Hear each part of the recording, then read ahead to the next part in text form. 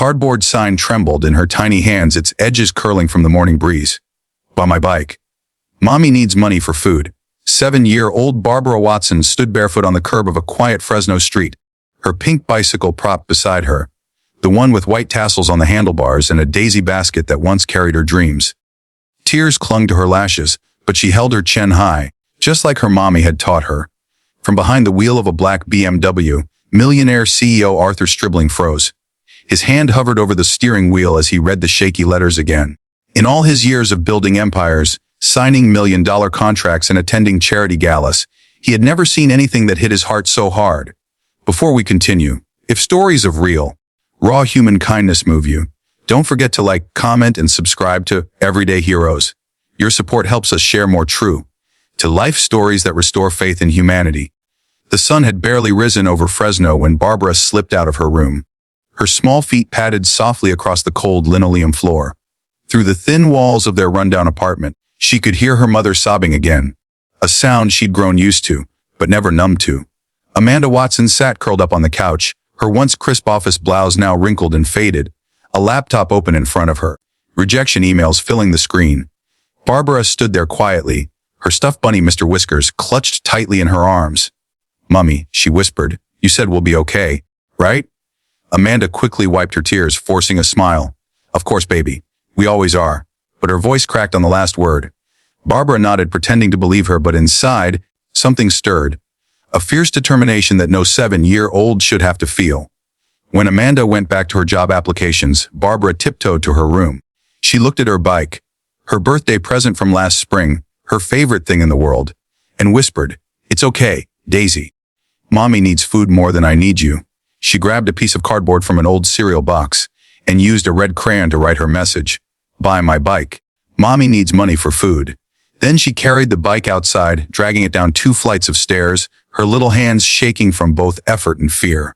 On the corner of Maple Avenue, Barbara stood, waiting for someone, anyone, to stop. Most cars just passed by. A few slowed, then sped up again, the drivers avoiding her tearful gaze. She was beginning to lose hope when a black BMW came to a smooth stop in front of her. The window rolled down, and a man in his mid-40s leaned out. His suit looked expensive, his face wary but kind. "How much do you want for your bicycle, sweetheart?" he asked gently. Barbara swallowed hard. $50, sir." Her voice was small but steady. "My mommy lost her job, and we don't have enough for food." Arthur Stribling felt something twist deep inside him. This was no scam, no setup. This was desperation, pure and innocent. He looked at the bicycle. Pink paint chipped on the side, little heart stickers fading from the sun. It was her world, and she was giving it up. "What's your mother's name?" he asked quietly. "Amanda. Amanda Watson." Arthur's heart skipped a beat, the name. The sound of it rattled through his mind like a forgotten melody. He'd seen that name before, somewhere in the hundreds of employee files at Strytech Systems, his own company. Without another word, he pulled out his wallet. "I think this bicycle is worth more than $50, he said softly. "How about 300? Barbara's eyes widened. 300? Arthur smiled. "Yes, ma'am, for such a special bike." He handed her the bills, but something in her expression stopped him. It wasn't joy or relief. It was confusion. "Can you tell Mommy it's okay?" she whispered. "She doesn't like taking money." Arthur's throat tightened.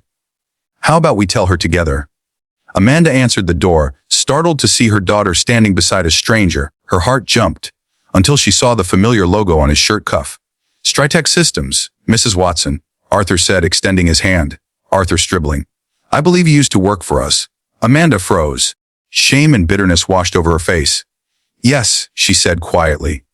"Until I was accused of something I didn't do." Arthur nodded slowly. "I remember the case. Data breach, wasn't it?" Her voice broke. "I was the scapegoat. Someone from my team uploaded confidential files by mistake, and I was fired without a hearing. HR said it came from my terminal." Arthur's jaw tightened. "That was you."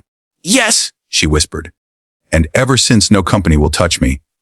My daughter's been trying to help in ways no child should." Barbara looked between them, sensing the tension but not understanding it. "He bought my bike, Mommy. Now you can buy food." Tears filled Amanda's eyes as she dropped to her knees and pulled Barbara into her arms. Arthur's chest ached watching them. The same ache he'd felt years ago when his wife left, taking their unborn child after losing faith in his work-obsessed life. He cleared his throat. Mrs. Watson, I owe you an apology. You were innocent. I had no idea the investigation was handled so poorly. Amanda blinked, stunned. What are you saying? I'm saying, Arthur said slowly, that I want to make this right. That afternoon, Arthur called his legal team. Hours of silence filled his office as he reviewed the old case. The evidence was clear now. Amanda had been wrongfully terminated. The real culprit, a senior developer, had used her login credentials to mask his own breach. By the time Arthur closed his laptop, the sun was setting, the same soft orange glow that had caught his eye on that Fresno street. He picked up his phone and dialed Amanda. Pack your things, he said with a smile in his voice. You're coming back to Strytech. With a raise. And a new role. On the other end of the line, Amanda couldn't speak. Barbara, sitting beside her, grinned through her missing front tooth. Mummy, does that mean we can buy my bike back? Arthur chuckled. I think that bike's yours forever. 3 months later, Fresno's streets were alive with the scent of summer and hope. Barbara rode her pink bicycle again, its daisy basket now holding a small lunchbox and a new sign that read, Thank you, Mr. Arthur. Arthur often visited the Watsons now. He'd found in them something money could never buy, a sense of family, of second chances. Amanda had transformed the company's morale department, advocating for employee welfare, ensuring no one else ever faced what she did. And as for Arthur, he found himself smiling again, something he hadn't done in years. Sometimes, miracles don't come wrapped in lightning bolts or grand gestures.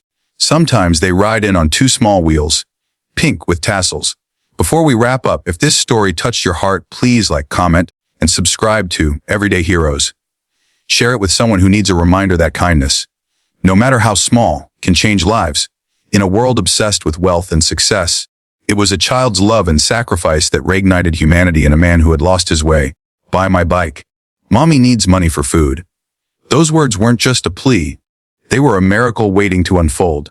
Because sometimes the smallest acts of courage open the biggest doors to redemption, love, and family. And all it took was a pink bicycle,